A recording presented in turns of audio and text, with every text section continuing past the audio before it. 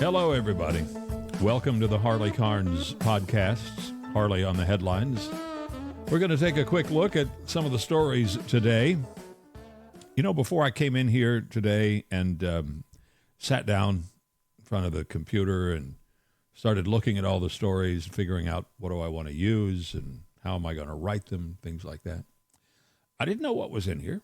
I mean, I knew the king was around, stuff like that, but, you know, I just always look forward to that. Sort of keeps me tapped in, and hopefully you enjoy these brief visits. Sure do hope that you'll come back and bring some folks with you. Do the like, the follow, the subscribe thing. Little word of mouth goes a long way. I think it's the best of all, you know, when somebody says something, you know, says, hey, it's worth doing. That's a good thing. Anyway, enough of that. Some of the Trump hoax pigeons are coming home to roost. James Comey has been indicted now over an alleged Instagram threat against Trump. This one is over his posting of some seashells designed on a Carolina beach to spell out 8647. 8647. He claimed he just stumbled over it, thought it was cute, decided to post it. Okay. Nobody really believes that. Of course he knew that 47 referred to the 47th president. He claimed he had no idea that 86 means to end or to kill something or someone. You can 86 an idea. You can 86 a proposal. People have said that forever. You can 86 a person. That's a term that's been commonly known for a very, very, very long time. And here's a former head of the FBI that claims he had no idea and he thought the shells were just cute. Most folks figure he put the shells there and took a picture of it. I thought this will be fun. Okay, so he threatened the president with a sufficient tangent that he will probably still get away with it. I mean, nobody really thinks that Comey himself was threatening to kill the president. No, it's not logical. But the charge by the federal grand jury alleges that he did knowingly and willfully make a threat on the life of the president and that he sent a threat to injure via interstate commerce, i.e. the internet. I just think he added to the atmosphere that makes that sort of thing okay. It's not okay. Each charge could put him in prison for 10 years, but it'll wind up for a jury to decide, and I'm guessing he won't wind up in prison over it. But it was distinctly uncool. Everyone knew it at the time, and now Comey is at least being called to task for it. He's just the first finally roosting pigeon. There's a covey. Now, many of us thought this at the time, and I'm definitely one of them, that the COVID crisis was manufactured. No doubt the virus was real, and it was pretty dangerous, but it was not as dangerous as they claimed. They made it worse by clustering people together, forcing them inside. Actually claimed it was dangerous to gather outside in the fresh air, which sounded preposterous to me on its face, and it was. Before it started, I did say to people, we are about to go through a huge experiment in mass population control. That's what it was. The problem is it got a lot more people dead than should have been the case. And people like Michael Fauci knew better. They had to know the nefarious things that they were doing. You know, I never wore a mask unless I had to put one on to go into a store to buy something that was needed or something. Didn't wear one outside or in my home, certainly. In the car? Forget about it. Come on. Why? Because even I knew that a mask was only good for stopping your own cough or sneeze from spreading whatever you or I might have. It stops the droplets, right? It was virtually no protection from a virus because a virus is too small to be caught by any but the most sophisticated and expensive masks, and even then it would be iffy. COVID turned out to be a revved up bug like flu. There are COVID cases every year. The COVID virus has mutated many times. And it's not the same virus of '08. It has mutated, and there was COVID last year. There will be COVID next year. There's COVID this year. And like any virus, it runs its course, and it goes away. Now a former Fauci aide has been charged with hiding countless emails from the good Dr. Fauci that would have given us evidence that, of course, he knew a lot about the virus early in the game. He had to know, for example, that only the elderly and people with weakened immune systems were at high risk. Yet, they closed businesses down. They virtually shut down societies, not just in this country, but all over the world. They told people they couldn't go to church or to an open-air football or baseball game, but they could demonstrate in crowds out on the streets. No problem. Put children in masks they didn't need, behind screens, and the teachers' unions refused to go to work, and schools were shut down. You know, I think there was one case in all of America where a teacher got sick from a virus that was brought to school by a child who never got really sick from it. One. Outrageous. Kids were told, log into your computer. It was an evil, population-controlling travesty. And infectious diseases who called them out on it, they're the ones who were called crackpots. David Morans worked with Fauci from 2006 to just 4 years ago in 2022. The indictment says he concealed and destroyed emails with a private research group that was part of a bat study at the Wuhan lab in China. He claims he was trying to keep misinformation from getting out. The Justice Department says he was trying to keep the information from getting out about the nature of the virus, where it was created, and how it was released into the public. Morans was not a pivotal player. He was just one of Fauci's trusted inner circle. The question is, will Fauci himself, the diabolical little runt, will he ever face charges for what he did to America, and for that matter, to much of the world that listened to his claims that the sky was falling? There are still a few idiots who walk around wearing masks. I feel and have always felt sorry for them for being so gullible. Now, if they're sick and they're keeping me well, wear the mask. If they're not sick, well, grow a brain. It has been great watching King Charles during his and Camilla's visit to the U.S. He's been demonstrating what statesmanship and diplomacy actually look like.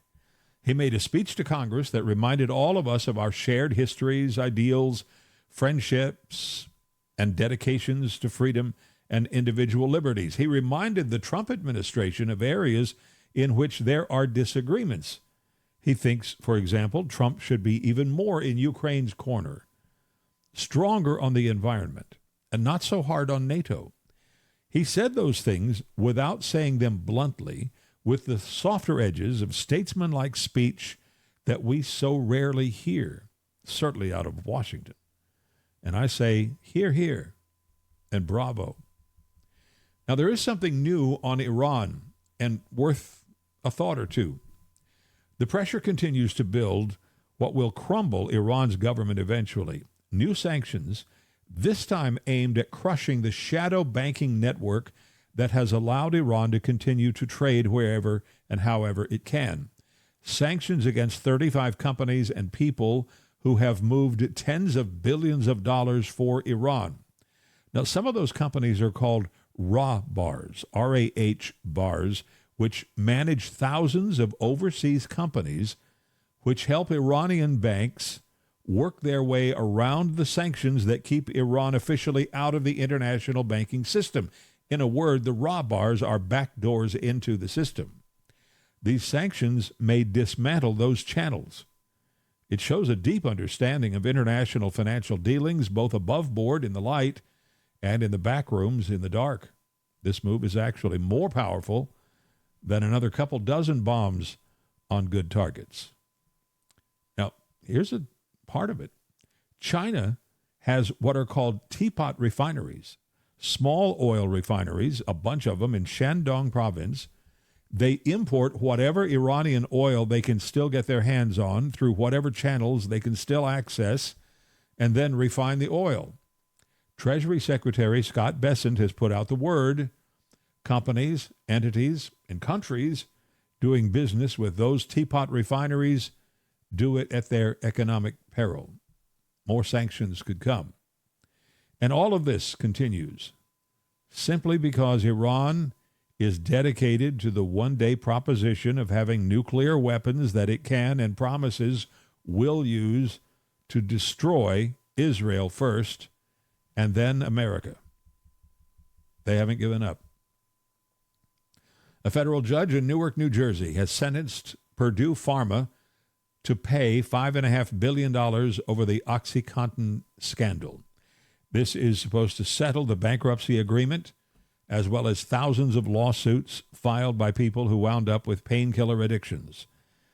It also means Purdue Pharma can be transmogrified into a company dedicated to producing addiction treatments and overdose reversal meds. It'll even have a new name, NOA Pharma, K-N-O-A Pharma. Will it also have the right to make other meds and become a major player again? Sure, just not with Oxy and opioids of its ilk. The new company gets all of the IT that used to belong to Purdue Pharma. So don't feel bad for Purdue. 806,000 people died of opioid overdoses from 1999 to 2023, and millions of people have fought the addictions, and Purdue was a big part of it. Not the only, just a big part of it. The company made billions and billions from marketing those pills as helpful and safe, and they knew better. $5.5 billion doesn't crush the company, but it did give it a chance to reconstitute itself, take advantage of whatever bankruptcy laws provide, and stay in the drug business. Gasoline prices have hit $4.18, the highest national average since the Iran conflict began. The only saving grace is we know it'll be temporary. Prices were on the way down from the Biden years. They were down a lot. When Trump's determination to flatten Iran's nuclear ambitions led to a nearly shut down Strait of Hormuz and these temporarily higher prices at the pump. There's a new Gallup poll, which includes a non-surprise. Kind of interesting. On one hand, a third of Americans expect driverless cars to be common in just 5 years. But more than 80% are saying it won't be me. Most of us don't want to lease or own a car driven by a robot. Not one sitting in the seat, just a computerized car. You know, come to think of it, a car that came with your own personal servant robot who could not only drive your car but handle all manner of personal business and tasks for you, that'd be pretty cool. That robot would be a true chauffeur, opening doors for you, carrying your bags, even your groceries. But that's not part of the deal. We're just talking about computerized vehicles, and most folks are not ready to buy or lease one of them for themselves. Some of us still like to put our hands on the wheel, to shift some gears, press the clutch, drive the car. Even if a computer can do it better, we like to drive. We don't like turning over control and our safety to circuitry. And then comes this, oh my God story. I mean, oh my God. It happened at a luxury Red Sea resort in Egypt. People were there watching a snake charmer do his thing. Part of the show brings the snakes. There were 2 of them in close proximity with members of the audience. Sometimes one or more can be convinced to allow the snake handler to drape the hissing, poisonous creature around their neck. And so it was when one of the big king cobra snakes, weaving and darting and weaving, slithered quick as a snake into the crowd. It was probably looking for a dark hole to hide in. And it chose a man's pants leg, a tourist from Germany. The problem is, up the pants, Up the pants is a dead end. It's a hole with no exit. If you are a touchy, twitchy snake in a panic, not to mention one of the deadliest snakes in the world. The snake bit the man high up on his leg, as they put it.